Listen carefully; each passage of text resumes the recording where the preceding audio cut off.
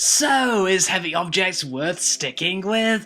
Well, it's kinda looking bad right now. It's strange because this episode was filled with action and drama and military stuff, but I just wasn't really connecting with it, and I think the main reason for that is that this episode felt like the start of the second act of the series rather than an episode 2. Had this episode occurred later on in the series where hopefully the characters would have been more developed, then I probably would have been more able to feel the situation. It's like this anime just missed out loads of character development that would have occurred on the military base before it was destroyed, but instead the anime just skipped all that and just showed the military base getting destroyed. I mean, the drama moments where the two guys are shouting at each other for no reason felt kind of out of place because I didn't actually see why they were shouting. I didn't really know if their personalities required them to shout at each other, because right now they do feel kind of two-dimensional.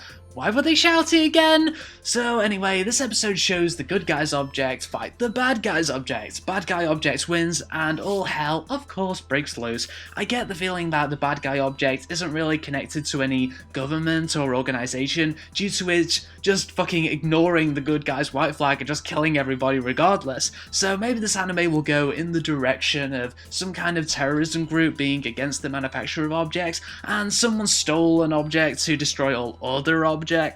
I don't know, and I don't really care. Nothing interesting is happening, people. Maybe besides that one moment where Gwenther used his gun as a radar.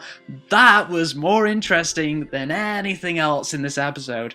What this anime needs is more character development and more story development and less action. Now don't get me wrong, I love my mecha action, but only when characters I care about are involved and the situation involving the action is interesting.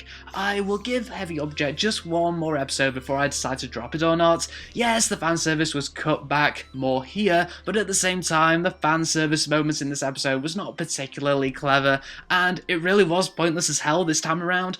But right now, we have hollow characters and a hollow story. It probably would have helped if there was some kind of supernatural elements in this anime, would be about technology versus demons of some kind. I mean, the objects do look kind of scary. Something interesting like that would really hook me in. But right now, what is there to hook me in?